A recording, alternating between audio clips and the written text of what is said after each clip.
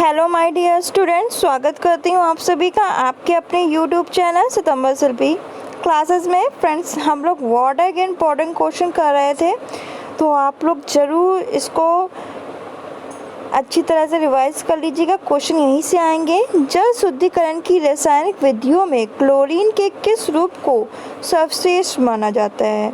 इस बात को मुझे बताना है कि जल शुद्धिकरण है जो उसमें रासायनिक विधियों में क्लोरीन के किस रूप को सबसे सर्वश्रेष्ठ माना जाता है। क्लोरोमाइन, क्लोरीन गैस, ब्लीचिंग पाउडर, इनमें से कोई नहीं।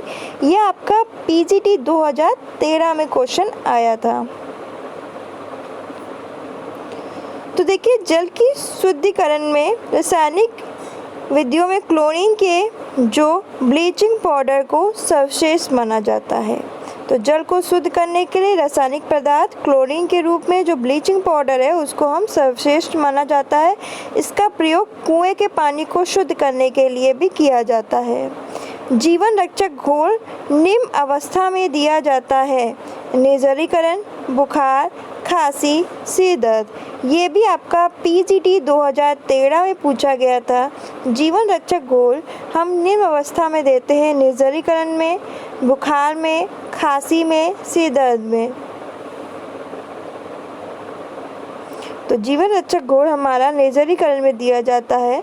तो जीवन रक्षक घोल निर्जलीकरण अवस्था यानी अतिसार हो जाए, उल्टी हो जाए, दस्त हो जाए, अधिक ज्वर में आपको बहुत अधिक बुखार हो जाए तो दिया जाता है। शरीर में समान से कम मात्रा में जब जल रह जाता है, यानी एक नॉर्मल वाटर का एक एवरेज होता है, उससे कम रह जाए जल, तो उसे हम निर्जलीकरण कहते हैं। आजकल बाजार में कई प्रकार के जीवन रक्षक घोल मिल रहे हैं। आपका ये पीजीटी 2013 में क्वेश्चन पूछा गया था। डोमेस्टिक सीवेज में अशुद्धता का प्रतिशत है। डोमेस्टिक सीवेज में जो अशुद्धता है उसका प्रतिशत है 1%, 0.1%, 0.01%, 1.1%। ये आपका पीजीटी 2013 में पूछा गया। तो इसका राइट आंसर है 0.1%। तो आपका डोमेस्टिक सीवेज में समानता 99.9% शुद्ध जल होता है भार के अनुसार तथा शेष 0.1% में अन्य घुली व निलंबित अशुद्धियाँ होती हैं। तो इस बात को याद रखिएगा, ये पीजीटी 2013 में पूछा गया था। मानव शरीर में जल की मात्रा लगभग होती है 35%, 45%, 65%, 75%। यह आपका पीजीटी 2009 में क्वेश्चन पूछा गया था कि मानव शरीर में जो जल की मात्रा लगभग होती है 35% होती है कि 45% होती है, 65% होती है कि 75% होती है। तो इसका राइट आंसर है 65%। तो एक समान वयस्क व्यक्ति के शरीर में औसतन 50 से लेकर 65% जल होता है, जबकि एक छोटे बच्चे में, याद रखिएगा, एक छोटा बच्चा है उसमें औसतन जल की मात्रा 45 से 50% तक होती है। पानी के स्टेरिलाइजेशन के लिए प्रयुक्त करते हैं क्लोरीन, ब्लीचिंग सोडा, साइट्रिक अम्ल, इनमें से सभी। तो इसका ये पीजीटी 2009 में पूछा गया था और इसका राइट आंसर है इनमें से सभी। पानी के स्टेरिलाइजेशन के लिए हम क्लोरीन, ब्लीचिंग सोडा, साइट्रिक अम्ल और ये सब यूज़ करते हैं, इनमें से सभी यूज़ करते हैं। तो पानी का स्टेरिलाइजेशन एक प्रक्रिया है जिसमें जल के अंदर घुली अशुद्धियाँ, हानिकारक जीवाणुओं को रासायनिक तत्व होते हैं, तत्वों को chlorine, bleaching powder, soda, citric अम्ल आदि की सहायता से बाहर निकालकर उसे पीने योग्य बनाया जाता है। मानव शरीर में पानी का प्रतिशत होता है, ये पीजीटी 2005 में क्वेश्चन आया था आपका, 30%, 20%, 70%, 10%। जो मानव है उसके शरीर में जो वाटर है उसका कितना प्रतिशत होता है? 30% होगा, 20%, 70%, 10%। ये आपका पीजीटी 2005 में क्वेश्चन पूछा गया था।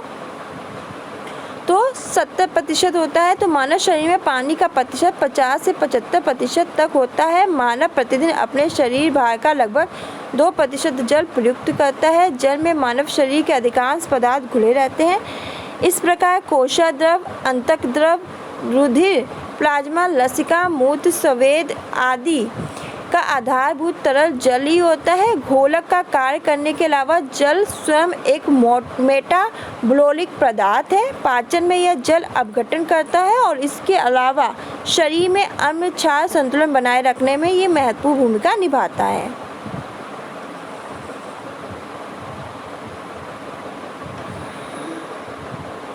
जल की स्थायी कठोरता दूर करने की विधि है सोडियम कार्बोनेट मिलाकर, चूना मिलाकर, उबालकर, छानकर। जो जल है, वाटर है, उसकी जो स्थायी कठोरता है उसको दूर करने की विधि है सोडियम कार्बोनेट मिलाकर, चूना मिलाकर, उबालकर या छानकर। ये पीजीटी 2005 में पूछा गया था। तो जल की जो स्थायी कठोरता है उसको दूर करने की जो विधि है वो है सोडियम कार्बोनेट मिलाकर। सोडियम कार्बोनेट मिलाकर हम जल की जो स्थायी कठोरता है उसको हम दूर करते हैं। तो जल की कठोरता दो प्रकार से होती है। एक तो हमारी होती है अस्थायी, यानी बिल्कुल भी स्थायी नहीं है, उसे हम अस्थायी कह देंगे। और दूसरी होती है स्थायी कठोरता। जल की स्थायी कठोरता उसमें घुले मैग्नीशियम, कैल्शियम के क्लोराइड, सल्फर के सल्फाइड के घुले होने के कारण होती है, जिसे दूर करने के लिए सोडियम कार्बोनेट को उसमें मिलाकर गर्म किया जाता है। जबकि अस्थायी कठोरता जल में मैग्नीशियम, कैल्शियम के बाइकार्बोनेट लवण घुले होने से होती है, जिसे उबालकर आसानी से दूर हो जाते हैं। ऐसा जल जिसमें क्लोराइड, सल्फाइड के लवण, कैल्शियम और मैग्नीशियम के कार्बोनेट, बाइकार्बोनेट की उपस्थिति हो कठोर जल कहलाता है। शरीर में पानी की कमी का कारण शरीर का पानी और लवण निकल जाना, डर, एल्कलिनिटी, आहार की गड़बड़ी। क्या है शरीर में पानी की कमी का कारण? तो देखिए, शरीर में पानी की कमी तभी होगी जब शरीर में पानी और लवण निकल जाएगा, तभी शरीर में पानी की कमी हो जाएगी। तो शरीर में पानी की कमी का प्रमुख कारण शरीर से पानी और लवण का निकल जाना, जो कि बुखार, अत्यधिक आपका exercise, heat exposure, diabetes, infection के कारण क्या होता है, शरीर से बाहर निकल जाता है। मानव शरीर का लगभग 75% भाग पानी से निर्मित होता है। पानी की कमी से थकान, हाई ब्लड प्रेशर, कब्ज, अस्थमा, स्किन आदि समस्या क्या होती हैं, जन्म लेती हैं। ये आपका पीजीटी 2005 में क्वेश्चन पूछा गया था। जल की शुद्धि के लिए किस रासायनिक पदार्थ का प्रयोग किया जाता है? नाइट्रिक अम्ल, potassium sulphate, potassium permanganate, sulphuric अम्ल। जल की शुद्धि के लिए किस रासायनिक पदार्थ का प्रयोग करते हैं? यह आपका पीजीटी 2006 में क्वेश्चन पूछा गया था। तो जल की शुद्धि के लिए हम लोग पोटेशियम परमैंगनेट का प्रयोग करते हैं। ये एक अच्छा ऑक्सीकरण और कमज़ोर निसंक्रामक है। इस कारण इसका प्रयोग भी प्री वाटर ट्रीटमेंट में सल्फाइड अशुद्धि को दूर करने के लिए किया जाता है। फिर जल को शुद्ध करने का भौतिक साधन। तो देखिए, जल को शुद्ध करने का भौतिक साधन में उबालना, वाष्पीकरण, छानना, इनमें सभी। तो जल को शुद्ध करने का भौतिक साधन में ये सभी आएंगे। उबालना भी आएगा, वाष्पीकरण भी आएगा, छानना भी आएगा। ये सभी जल को शुद्ध करने के भौतिक साधन है। ये पीजीटी 2006 में क्वेश्चन आया था। तो जल शुद्धि हेतु उपलब्ध आधुनिक तकनीकों में रिवर्स ऑस्मोसिस दिन प्रतिदिन बढ़ती जा रही है, जिसके बावजूद पेयजल की गुणवत्ता सही करने के लिए प्रचलित तकनीकों में उबालना, वाष्पीकरण, छानना आदि प्रमुख भौतिक साधन हैं। वे अपमार्जक जो जल को प्रदूषित करने का काम करते हैं। अमोनिया, साइनाइट्रस, क्लोरीन, फिटकरी उपयुक्त में से कोई नहीं। यह आपका पीजीटी 2003 में क्वेश्चन आया था। वे अपमार्जक जो जल को प्रदूषित करने का काम करते हैं। अमोनिया है, साइनाइट्रस है, क्लोरीन, फिटकरी उपयुक्त में से कोई नहीं। तो इसका राइट आंसर क्या है? देखिए, अमोनिया व साइनाइट्रस आदि ऐसे अपमार्जक हैं जो जल को प्रदूषित करने का कार्य करते हैं। वह कार्बनिक पदार्थ हैं जिसमें साबुन की तरह मैल को साफ करने का विशेष गुण होता है। ये अपमार्जक कहलाते हैं। इनका उपयोग कपड़े धोने के लिए किया जाता है, जबकि क्लोरीन और फिटकरी का प्रयोग जल को प्रयोग जल को प्रदूषण मुक्त बनाने के लिए करते हैं। तो याद रखिएगा, क्लोरीन और फिटकरी का जो प्रयोग हम जल को प्रदूषण से, यानी जल में से जो प्रदूषण है उसको हटाने के लिए करते हैं। फ्रांस के आर्टो-इथ नामक स्थान में दीर्घकाल से एक विशेष प्रकार के कुएं बनाए जाते हैं जिसका नाम है उथले कुएं, आर्टिजन कुएं, गहरे कुएं, इनमें से कोई नहीं। फ्रांस के आर्टो-इथ नामक स्थान में दीर्घकाल से एक विशेष प्रकार के कुएं बनाए जाते हैं जिसका नाम क्या है? उथले कुएं है कि आर्टिजन कुएं, गहरे कुएं, इनमें से कोई नहीं। यह आपका पीजीटी में क्वेश्चन आया था, पीजीटी 2004 में पूछा गया था। तो फ्रांस के आर्टो-इथ नामक स्थान में दीर्घकाल से एक विशेष प्रकार के कुएं बनाए जाते हैं जिसका नाम आर्टिजन कुआं है। तालाब व कुएं के जल को शुद्ध करने के लिए हम किसका प्रयोग करते हैं? गंधक का, ब्लीचिंग पाउडर का, सोडियम क्लोराइड, पोटेशियम परमांगनेट। यह आपका पीजीटी 2004 में पूछा गया था। जो तालाब और कुएं के जल है उसको शुद्ध करने के लिए हम किसका प्रयोग करते हैं? तो देखिए, तालाब और कुएं के जल को शुद्ध करने के लिए पोटेशियम परमांगनेट का प्रयोग किया जाता है। पोटेशियम परमांगनेट एक साधारण अकार्बनिक रसायन होता है जिसका प्रयोग जल में मैग्नीज व सल्फर की अशुद्धियों को दूर करने के लिए किया जाता है। ये एक विसंक्रामक के रूप में जल को जीवाणुओं से मुक्त रखता है, जबकि ब्लीचिंग पाउडर के जीवाणुओं के कोशिका दीवार को भेद कर उनके जीव द्रव को नष्ट करके शुद्धिकरण की क्रिया संपन्न करता है, परंतु इस प्रक्रिया से बची हुई क्लोरीन की अधिक मात्रा स्वास्थ्य पर हानिकारक प्रभाव डालती है। फिर है क्रमित झील का दूसरा नाम क्या है? परिवृद्ध जलाशय, ट्यूबवेल, जलधाराएं, इनमें से कोई नहीं। पीजीटी 2004 में पूछा गया था। जो आपकी क्रमित झील होती है उसका दूसरा क्या नाम है? उसे परिबद्ध जलाशय कहते हैं, ट्यूबवेल कहते हैं, जलधाराएं कहेंगे, या इनमें से कोई नहीं है? तो देखिए, जो क्रमित झील होती है उसका दूसरा नाम है परिवृद्ध जलाशय। यह आपका पीजीटी 2004 में क्वेश्चन पूछा गया था। तो झीलें होती हैं, झीलें भूपटल के किसी भी भाग पर हो सकती हैं। ये उच्च पर्वतों में मिलती हैं, पठारों, मैदानों पे भी मिलती हैं। स्थल पर सागर तल से नीचे भी पाई जाती हैं। किसी अंतर्देशीय गर्त में पाई जाने वाली ऐसी प्रशांत जल राशि को झील कहते हैं जिसका समुद्र से किसी प्रकार का संबंध नहीं रहता। क्रमित झील का दूसरा नाम परिबद्ध जलाशय होता है। ये ऐसी झील होती है जो मानव निर्मित होती है। ऑस्ट्रेलिया में स्थित हिलर लेक विश्व की एकमात्र गुलाबी पानी की झील है। इसका कारण पानी में मौजूद एल्गी और बैक्टीरिया हैं। समानता जो स्वस्थ व्यक्ति के लिए कैसे पानी से स्नान करना बहुत ही लाभदायक होता है। बहुत गर्म पानी से, गुनगुने पानी से, ठंडे पानी से, बहुत ठंडे पानी से। यह आपका पीजीटी 2004 में क्वेश्चन पूछा गया था। तो देखिए, समानता जो स्वस्थ व्यक्ति होते हैं, जो नॉर्मल व्यक्ति होते हैं, जो हेल्दी व्यक्ति होते हैं, उनके लिए ठंडे पानी से नहाना बहुत ही लाभदायक होता है। समानता एक स्वस्थ व्यक्ति को ठंडे पानी से नहाना लाभदायक होता है क्योंकि गर्म पानी से नहाने पे जो रक्त संचार कुछ उत्तेजित हो जाता है किंतु बाद में मंद पड़ जाता है जो कि नुकसानदेह है।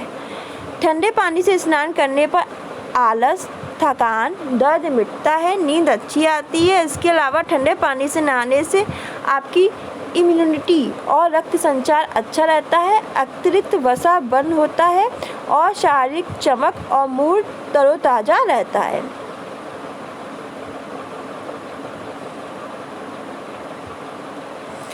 जल की कठोरता कितने प्रकार की होती है? 4 प्रकार की, 2 प्रकार की, 3 प्रकार की, 5 प्रकार की। ये आपके टीजीटी 2004 में पूछा गया था। तो जल की कठोरता आपकी 2 प्रकार की होती है। जल की कठोरता जल में कैल्शियम और मैग्नीशियम के कार्बोनेट और बाइकार्बोनेट के लवणों के घुले होने के कारण उत्पन्न हो जाती है। जल की कठोरता 2 प्रकार की होती है, एक अस्थायी कठोरता, दूसरी स्थायी कठोरता।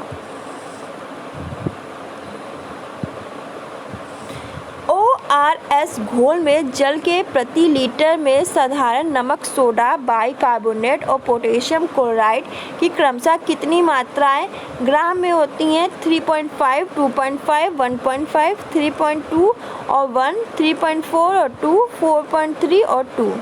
TGT 2005 में पूछा गया था कि आपका ORS घोल में जल के प्रति लीटर में साधारण नमक, सोडा, बाइकार्बोनेट और पोटेशियम क्लोराइड की क्रमशः कितनी मात्राएं ग्राम में होती हैं? तो इसका राइट आंसर है A 3.5, 2.5 और 1.5।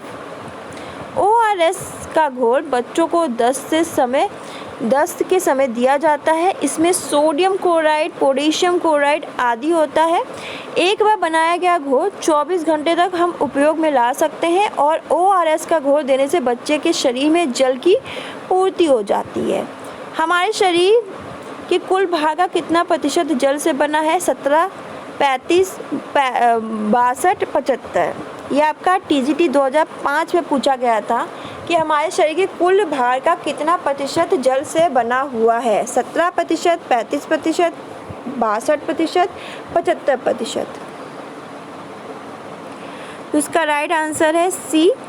पृथ्वी का लगभग 71% जल से ढका है। जल में ही पृथ्वी पर जीवन की उत्पत्ति हुई है। जीव शरीर का संगठन जल के गुणों पर आधारित है, इसलिए यह शरीर में 57 से लेकर 65% तक पाया जाता है। मानव स्वयं दिन भर में अनुमानित अपने शरीर भार का लगभग 2% जल प्रयोग में लाता है। जल एक यौगिक है जो निम्न तत्वों से मिलकर बनता है: कार्बन व हाइड्रोजन, कार्बन व सल्फर, हाइड्रोजन, ऑक्सीजन। उपयुक्त किसी से नहीं। TGT 2006 में पूछा गया था। जल एक यौगिक है जो निम्न तत्वों से मिलकर बनता है। तो देखिए, जल एक यौगिक है जो हाइड्रोजन और ऑक्सीजन से मिलकर बनता है। तो जल एक यौगिक है और एक यौगिक के रूप में जल के वैज्ञानिक विश्लेषण का कार्य सर्वप्रथम इंग्लैंड के कैविडस नामक वैज्ञानिक ने किया था। जल रूपी यौगिक का गठन 2 तत्वों ऑक्सीजन और हाइड्रोजन से हुआ है। जल का रासायनिक सूत्र H2O होता है। जल का रासायनिक सूत्र सबको पता है, H2O है। ये बहुत पूछा गया था है। ये आपका LT के पेपर में भी आया था और ये TGT 2006 में भी पूछा गया था। तो जल का रासायनिक सूत्र H2O है। इस सूत्र के आधार पर कहा जा सकता है कि जल में हाइड्रोजन के 2 भाग और ऑक्सीजन का 1 भाग विद्यमान होता है। जल एक यौगिक है और एक अच्छा विलायक है। कुएं के पानी में शुद्धिकरण के लिए मिलाते हैं हम potassium permanganate, sodium chloride, zinc oxide. इनमें से कोई नहीं। ये आपका TGT 2006 में क्वेश्चन पूछा गया था। तो कुएं के पानी में जो शुद्धिकरण करने के लिए हम क्या मिलाएंगे? Potassium permanganate, sodium chloride, zinc oxide. इनमें से कोई नहीं।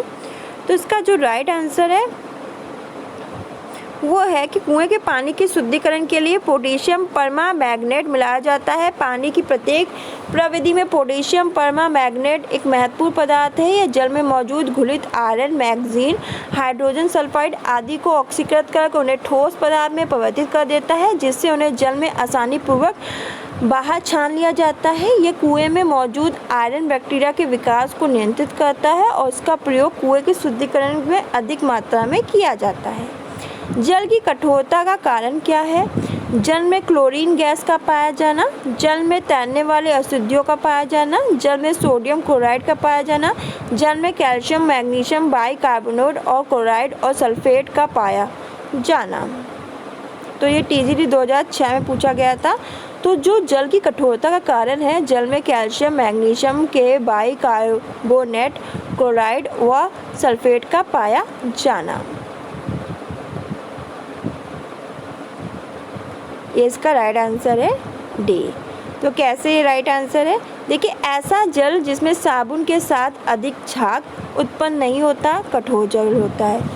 जल की कठोरता को जल में घुलित जो आयरन, मुख्यतः कैल्शियम, मैग्नीशियम के लवणों की सांद्रता के रूप में हम व्यक्त कर सकते हैं। जल में इन आयरनों की उपस्थिति का कारण इनके खनिज डोलोमाइट, मैग्नेसाइट, आपका कैल्साइट आदि हैं। साथ ही वायुमंडलीय कार्बन डाइऑक्साइड भी जल में विलय होकर कार्बनिक अम्ल बनाती है, जिसका विघटन बाइकार्बोनेट व आयनों में हो जाता है।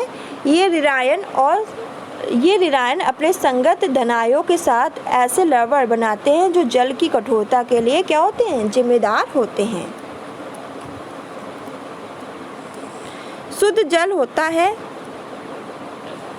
मीठा, गंधहीन, रंगहीन, खारा, गंधहीन, स्वादहीन, रंगहीन, गंधहीन, मीठा, गंधहीन और पारदर्शी। शुद्ध जल कैसा होता है? मीठा, गंधहीन, रंगहीन होता है, खारा, गंधहीन होता है, स्वादहीन, गंधहीन, रंगहीन होता है, मीठा, गंधहीन, पारदर्शी होता है। तो शुद्ध जल आपका स्वादहीन, गंधहीन और रंगहीन होता है। ये TGT 2006 में पूछा गया था।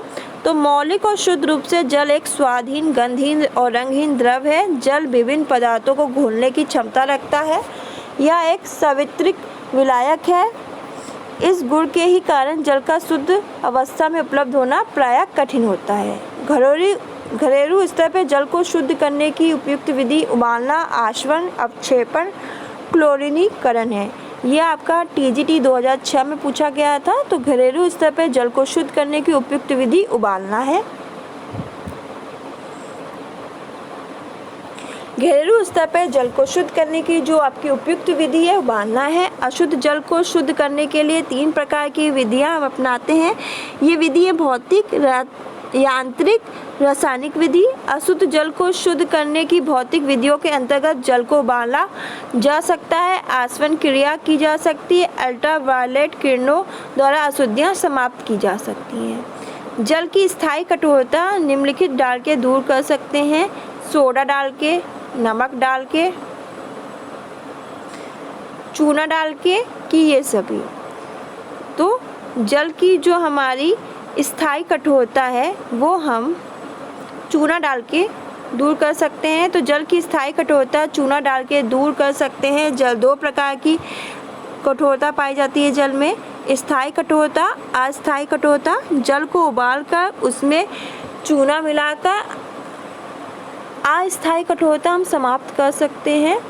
स्थायी कठोरता के निवारण के लिए सोडियम कार्बोनेट मिलाकर गर्म किया जाता है। जल की स्थायी कठोरता दूर करने की प्रमुख विधि परम्यूटेट विधि है। जल की अस्थायी कठोरता दूर करती है खाने का सोडा मिलाकर, ब्लीचिंग पाउडर को मिलाकर, खाने का नमक मिलाकर, चूने का पानी मिलाकर। यह आपका TGT 2006 में क्वेश्चन पूछा गया था। तो देखिए जल को उबालकर उसमें चूने का पानी मिलाकर हम उसकी अस्थायी कठोरता को दूर कर सकते हैं। कठोर जल में चूने की निर्धारित मात्रा मिलाने से कठोर जल में विद्यमान कैल्शियम, मैग्नीशियम के बाइकार्बोनेट चूने के साथ रासायनिक क्रिया करते हैं और परिणाम स्वरूप calcium carbonate magnesium high oxide बन जाता है। ये पदार्थ जल में अघुलित होते हैं। इन्हें छान कर अलग किया जाता है। इस प्रकार से छानने के उपरांत प्राप्त होने वाला जल कठोरता मुक्त या मृदुल होता है। निम्न में से कठोर जल की विशेषता है, पानी से झाग कम उठता है, भोजन सरलता से बनता है, पानी स्वादिष्ट होता है, रंगहीन, गंधहीन और पारदर्शी होता है। तो ये आपका TGT 2009 में पूछा गया था। तो निम्न में से कठोर जल की विशेषता ये है कि पानी में झाग कम उठता है। तो ये राइट आंसर है। कठोर जल की विशेषता पानी में झाग कम उठेगा। कठोर जल में साबुन सरलता से झाग नहीं देता। कठोर जल से कपड़े धोने से अधिक साबुन क्या होगा, खर्च होगा। कठोर जल का स्वाद अच्छा नहीं होता है और यह आहार के पाचन में सहायक सिद्ध नहीं होते। इसके सेवन से पाचन क्रिया पर प्रतिकूल प्रभाव पड़ता है। भोजन जैसे पकाए जाने वाला दाल, चावल कठोर जल में गल नहीं पाते हैं। इस बात को ध्यान में रखिएगा। घर पे जल शुद्ध करने की उपयुक्त विधि TGT 2009 में पूछा गया था। ब्लीचिंग पाउडर द्वारा उबाल कर क्लोरीनीकरण, अवक्षेपण। यह आपका TGT 2009 में क्वेश्चन पूछा गया था। घर पर जल शुद्ध करने की उपयुक्त विधि। तो देखिए घर पर जल को शुद्ध करने की उपयुक्त विधि उबालना है। ब्लीचिंग पाउडर की भी अल्प मात्रा द्वारा अशुद्ध जल को कीटाणु मुक्त किया जा सकता है? क्लोरीन एक कीटाणुनाशक गैस है। नगरों में जल आपूर्ति विभाग द्वारा जल को कीटाणु मुक्त करने के लिए क्लोरीन गैस का इस्तेमाल किया जाता है। इस क्रिया को क्लोरीनीकरण कहते हैं। फिटकरी अपक्षेपक रासायनिक पदार्थ है। जल की अशुद्धियाँ होती हैं जीवाणु, घुलित, तैरने वाली, इनमें से सभी। ये आपका TGT 2009 में पूछा गया था। जल की अशुद्धियाँ होती हैं जीवाणु वाली, घुलित, तैरने वाली, इनमें से सभी।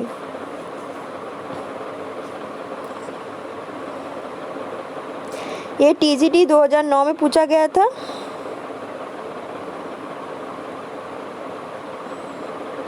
तो जल की अशुद्धियों को दो भागों में बांटा गया है। एक आपकी घुलित होती हैं, दूसरी अघुलित होती हैं। कुछ विजातीय पदार्थ ऐसे होते हैं जो जल में शीघ्र घुलकर अदृश्य हो जाते हैं, दिखते ही नहीं है, जिन्हें जल की घुलित अशुद्धियाँ माना जाता है। कुछ ऐसी भी अशुद्धियाँ होती हैं जो जल में घुलित नहीं बल्कि तैरती रहती हैं, जैसे पत्ते हो गए, घास हो गए, तिनके हैं, ये जल में क्या होती हैं?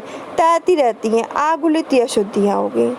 हमारे शरीर में निम्न में से कितना प्रतिशत जल से निर्मित है? 80%, 90%, 65% से 70%, 80 से 90%।